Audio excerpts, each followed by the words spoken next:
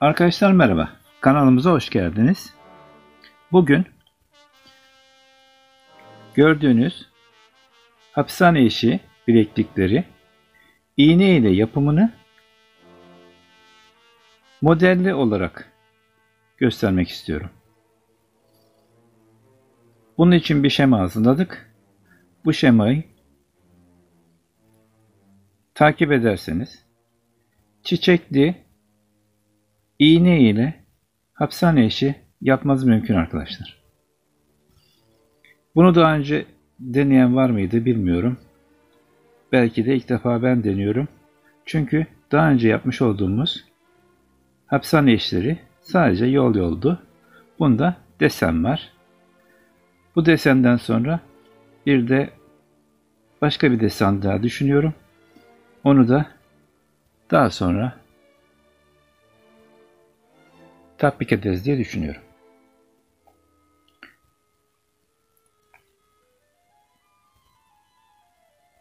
Şimdi burada kullanacağınız malzemeleri anlatmak istiyorum. Öncelikle zeminde turkuaz boncuk kullanacağım. Kum boncuk. Mümkün olduğu kadar düzgün kum boncuğu kullanıyorum. Dallarını griden yapacağım. Çiçekleri ise 3 ayrı renkten lacivert, kırmızı ve beyaz olarak düşündüm. Şimdi uygulamaya geçeceğiz. Onun öncesinde de daha sonra kullanacağım aparatları göstermek istiyorum. Papağanımız, halkalarımız, kapama aparatlarımız, zincirimiz, bitlerimiz, huni kapamalarımız ve sallantı aparatlarımız var. Gördüğünüz şekilde kullanıyoruz. Önce iğnemize ve naylon ipimize 6 tane zemin renginden alıyorum. Çünkü bu altılı bir desen olacak.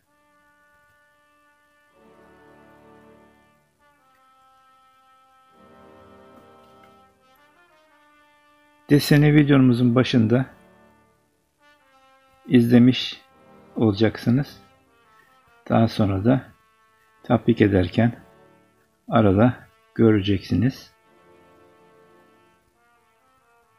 İlk olarak 6 tane boncuğumu iğnemi aldım ve bir düğüm atarak yuvarlak oluşturdum. Bunların her birinin arasına 6 tane daha aynı boncuktan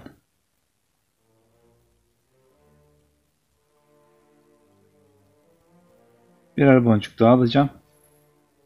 Böylece 6'şarlı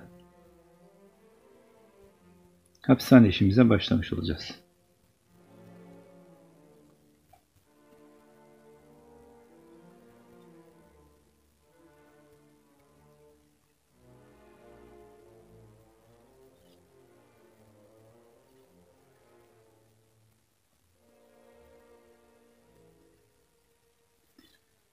Desene geçmeden önce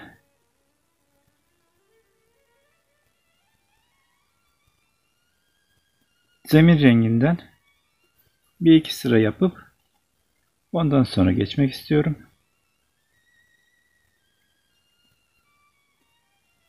Böylece bilekliğimiz biraz kendini toparlamış olacak arkadaşlar.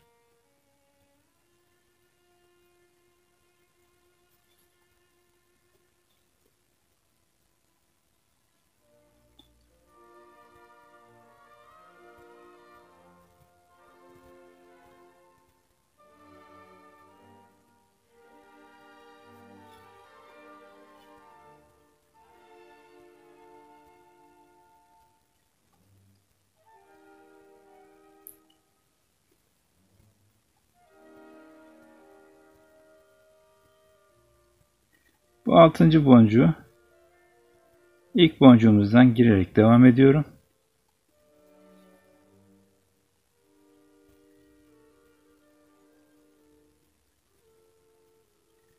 Bundan sonra gene araya yine 6 tane de boncuk almış olacağım.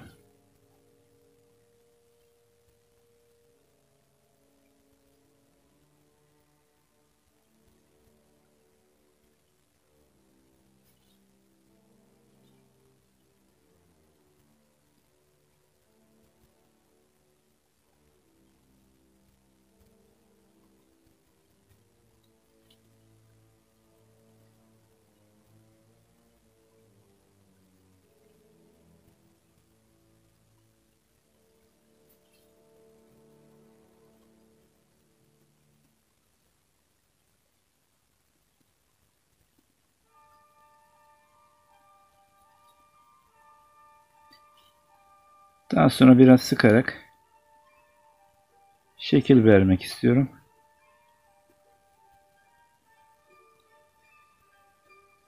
Bundan sonra nereden istersek desenimize başlayabiliriz. Ama ben bir sıra daha yapmakta fayda göreceğim.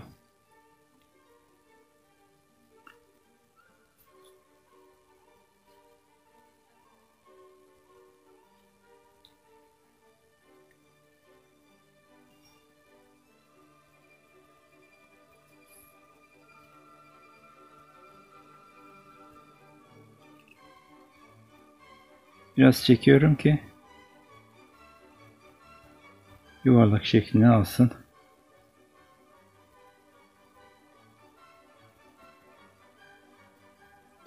Gördüğünüz gibi artık ara boşlukları dolduruyoruz. Sanki peyote yapar gibi boşlukları doldura gideceğiz arkadaşlar. Burada dikkat edeceğimiz tek husus her sırada 6 boncuğun olması. Bazen yanılıp araya bir tane daha boncuk atıp deseni çoğaltabiliriz ya da atlayıp 5'e düşürebiliriz. Onun için dikkatli bir şekilde desenimizi yapmamız lazım.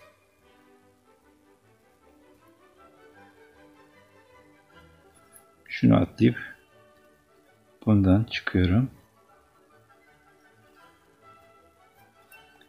Şimdi buradan itibaren ben desenime başlayacağım. Öncelikle birinci sırada bir tane gri aldıktan sonra tekrar 5 tane turkuaz boncuktan devam edeceğim.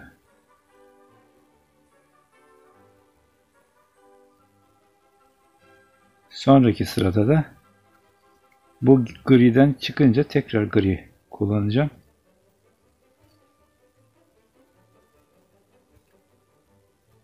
Şimdi burada 5 tane turkuaz boncuğu aralara dolduruyorum.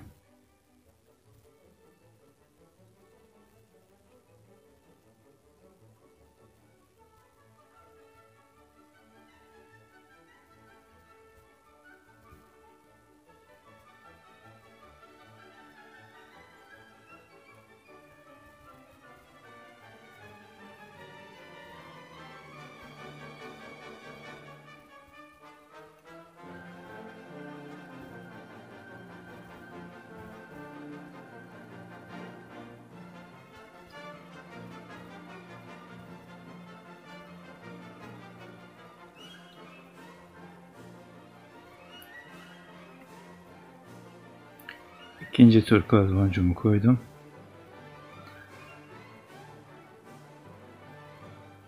Bu 3.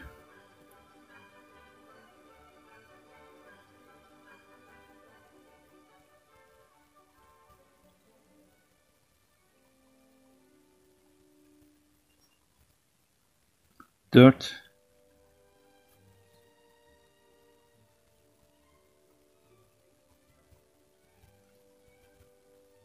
Beşinci turkuaz boncuğum.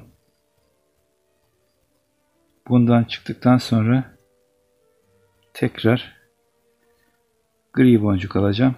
İkinci sırada da aynı şekilde bir gri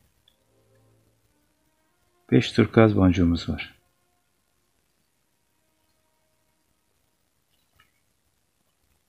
İki tane gri çapraza geçti. 5 tane turkuaz boncuğuyla devam ediyorum.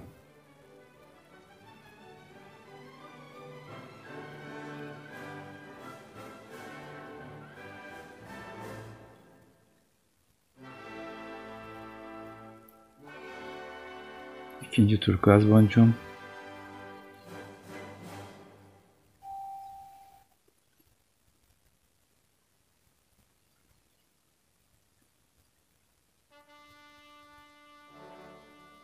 Üçüncü turkuaz boncuğum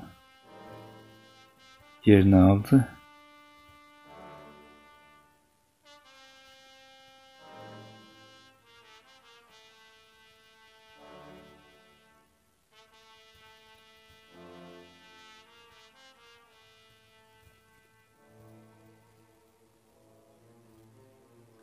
Dördüncü turkuaz boncuğum.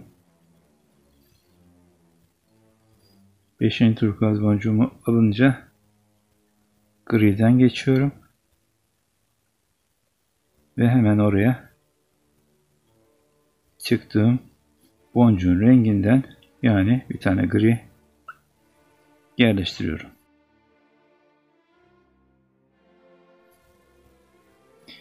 Şimdi arkadaşlar bu boncukla birlikte artık desenimize geçmiş olacağız.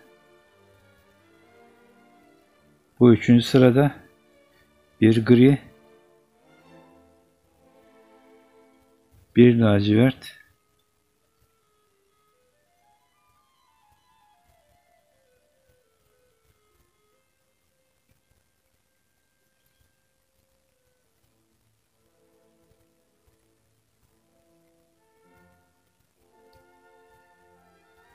ve 4 tane turkuaz boncuk kullanacağız.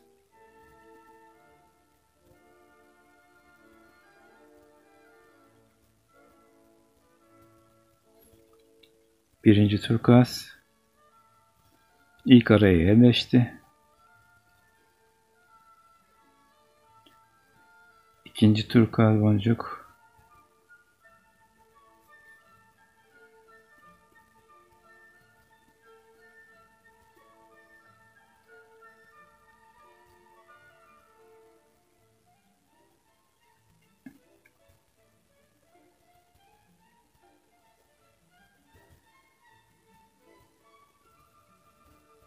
üçüncü turkuaz boncuk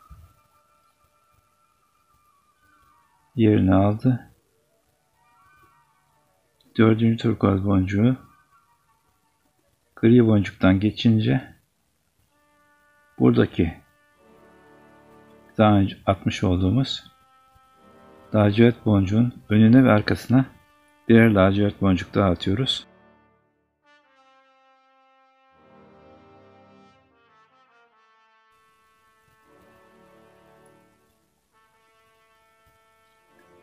Desenin ikinci sırasına başlamış olduk. 1, 2, 3. Dördüncü sıradayız. Önüne ve arkasına bir lacivert attıktan sonra şimdi 4 tane turkuaz boncuğu boşlukları dolduracağız.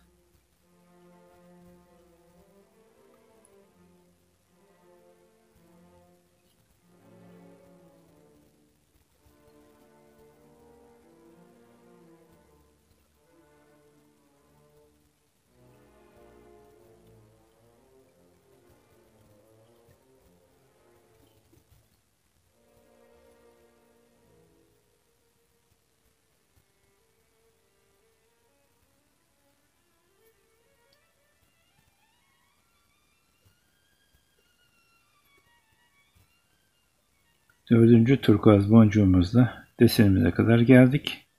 İlk lacivertten giriş yapıyorum. Şimdi burada desende orta boncuğu sarı kum boncuk olarak kullanacağım arkadaşlar.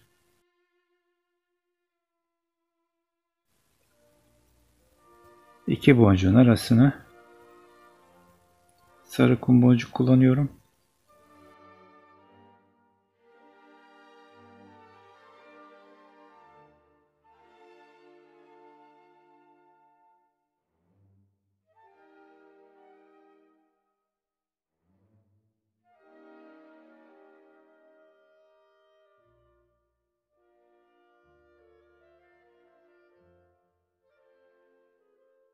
İkinci boncuğumu atıyorum.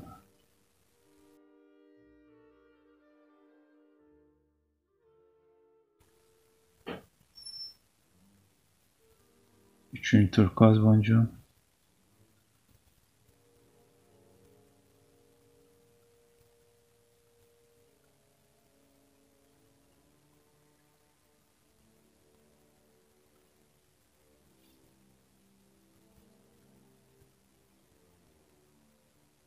4 turkuaz boncuk kullanıyorum bu sırada. Sarıdan sonra 4 turkuaz boncuğu var. Şimdi lacivert boncukların üstüne birer tane daha lacivert boncuk kullanıyorum. Sarının iki tarafına birer lacivert boncuk almış olacağım.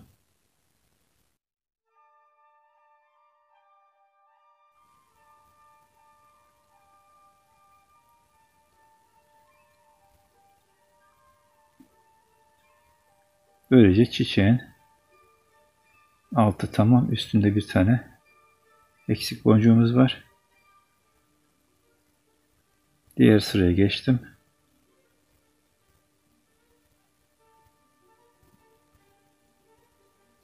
Bu sırada da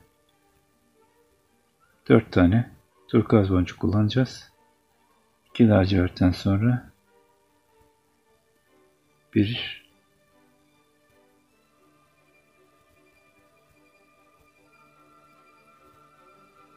2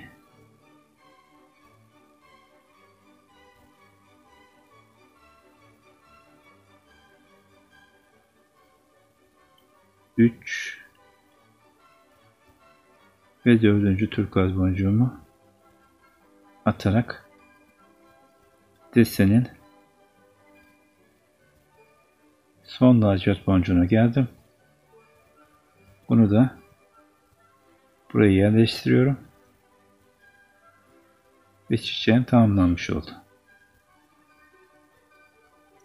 Şimdi buradan itibaren gri ile tekrar dala devam edeceğim.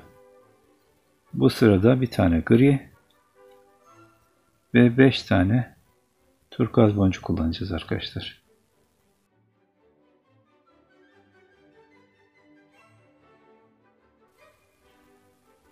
Griden çıktıktan sonra daha önce de yapmış olduğumuz gibi buraya bir gri daha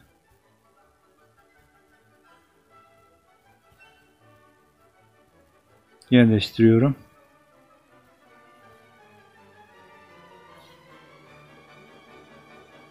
Ve 5 turkuaz boncuk daha sırada yerlerini alıyorlar. Daha önce ikinci sırada yapmış olduğumuz gibi.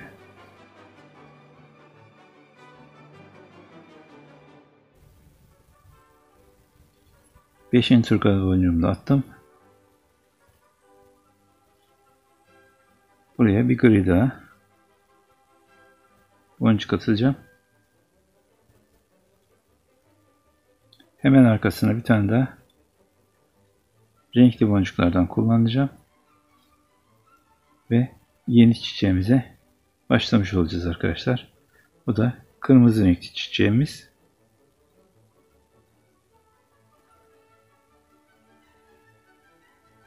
Bu sırada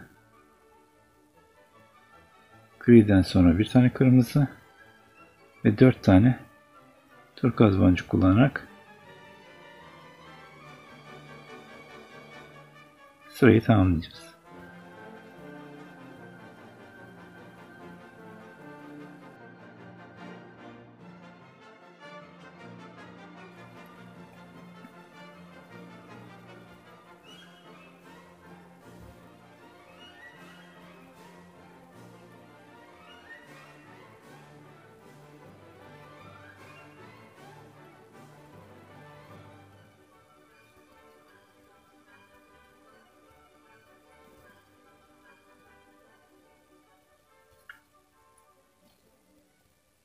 Daha önceki çiçekte yaptığımız gibi bu kırmızıya geldiğimizde önüne ve arkasına birer tane aynı renk boncuktan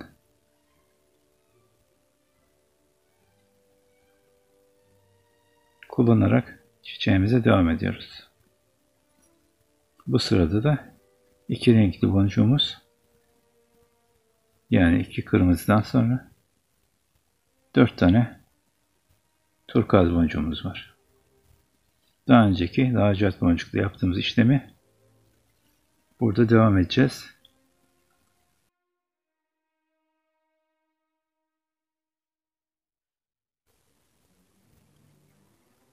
Çiçeğe giriş yapınca ortadaki sarı boncuğumuzu atıyoruz.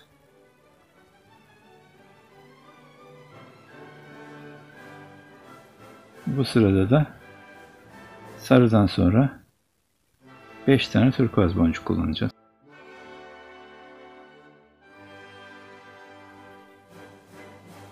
Şimdi sarının bir önüne bir de arkasına çiçek renginden birer tane daha boncuk atıyorum.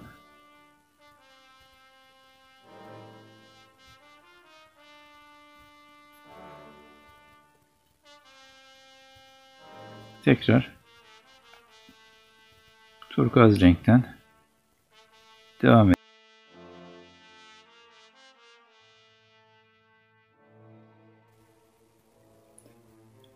İki kırmızı boncuk arasına bir kırmızı boncuk daha atarak çiçeğimi tamamladım. Ve hemen şurada yapmış olduğumuz gibi gri boncukla dalımıza başlıyoruz. Arkadaşlar, bu dalları yapmak istemeyenler buraları gri boncuk yerine turkuaz boncuk ya da zemin boncukları neyse o boncuğu kullanıp dalsız bir şekilde çiçekleri yapabilirler. O kendi zevklerine kalmış. Biz buradaki desende dal kullanarak daha değişik bir görüntü yapmak istedik.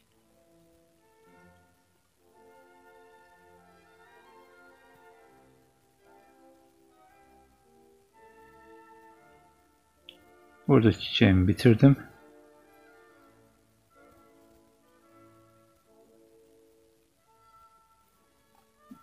Çiçeğin üstündeki turkuaz boncukları koyduktan sonra gri boncuktan tekrar geçip hemen arkasına bir tane daha gri boncuk atıyorum. Böylece çaprazındaki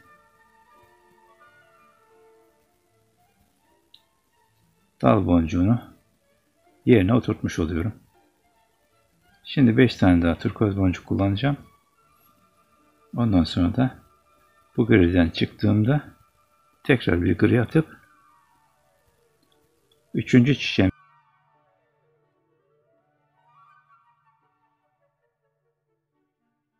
üçüncü grimi attım. Şimdi beyaz çiçeğime başlayacağım.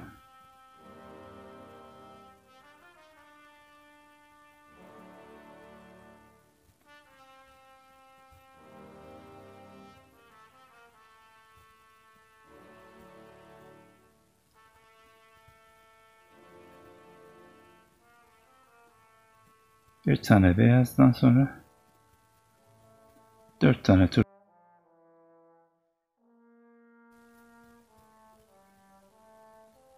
ve bu boncuğun önüne ve arkasına birer beyaz atıyorum.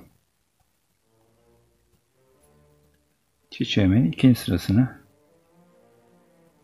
yapıyorum arkadaşlar.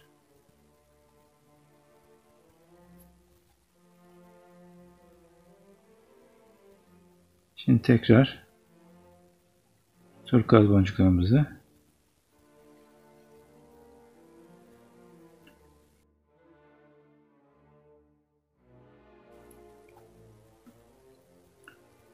ve ilk boncuktan girince hemen orta boncuk yani sarı boncuğumuzu, sarı kum boncuğumuzu buraya yerleştiriyorum. Ardından yine 4 tane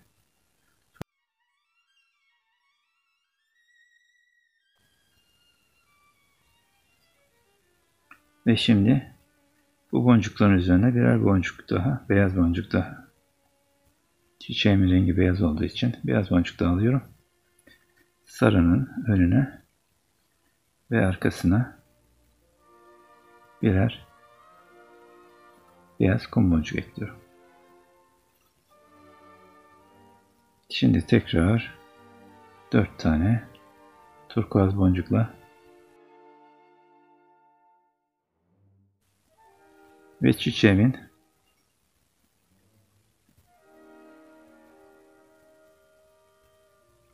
son beyaz boncuğunu da buraya alıp hemen arkasından da gri boncuk kullanarak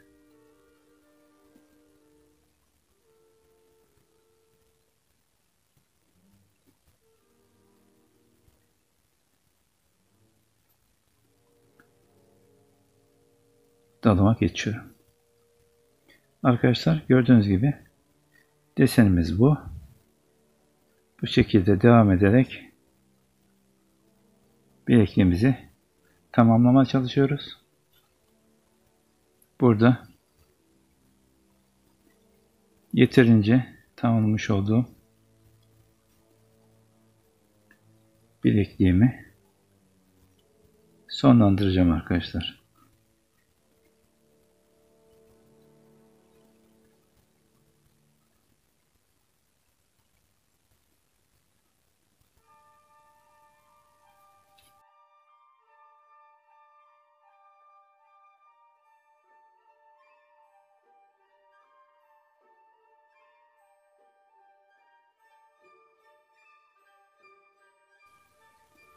Gördüğünüz gibi peyote yapar gibi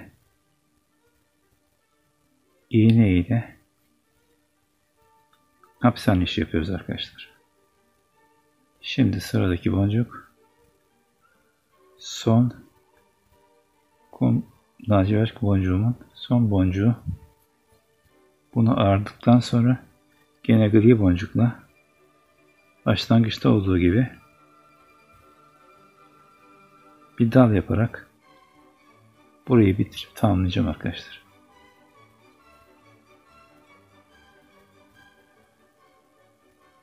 Bu griden sonra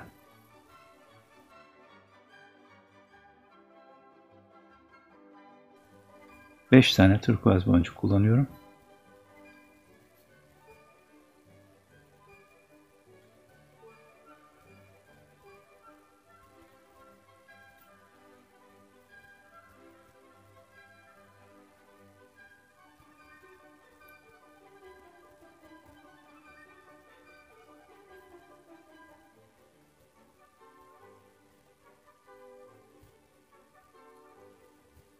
Gri boncuktan çıkınca tekrar sıraya bir gri boncuk alacağım.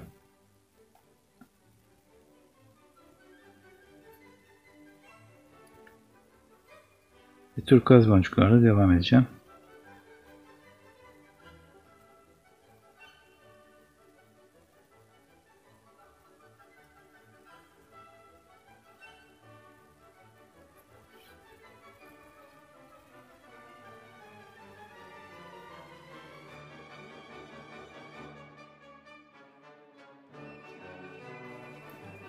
Artık desenlerimiz tamamlandı. Buradan sonra bir iki sıra daha yapıp düğüm atıp kapatacağım arkadaşlar.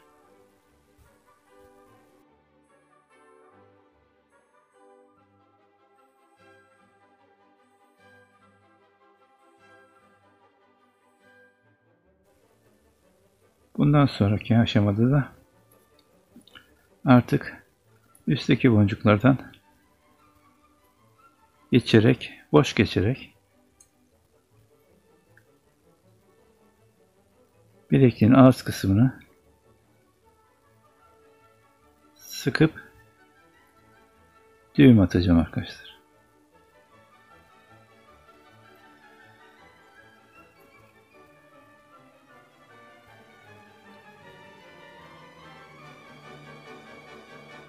Bir kere daha dolaşacağım.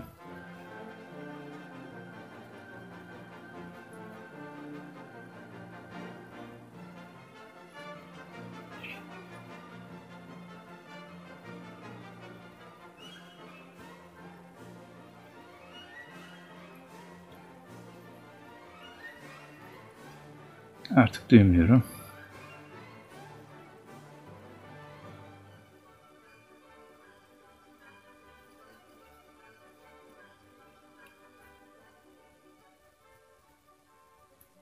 Ve burada ipimi kesiyorum. Biraz uzun kalsa da bunu kapağımın içinde yok edeceğim arkadaşlar. Arkadaşlar böylece bilekliğimin ana gövdesini tamamlamış oldum. Bundan sonra yapacağım iş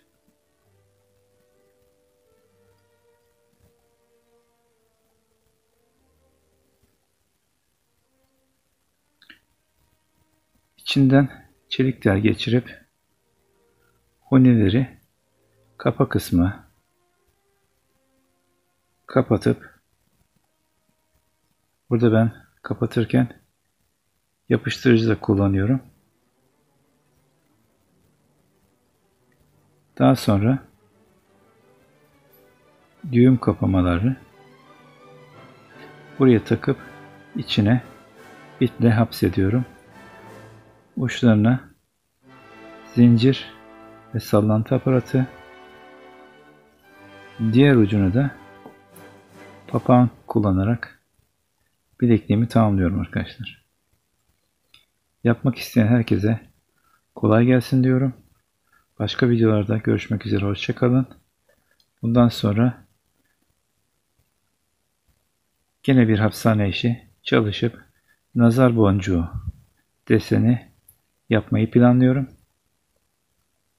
Başka videolarda görüşmek üzere. Hoşça kalın.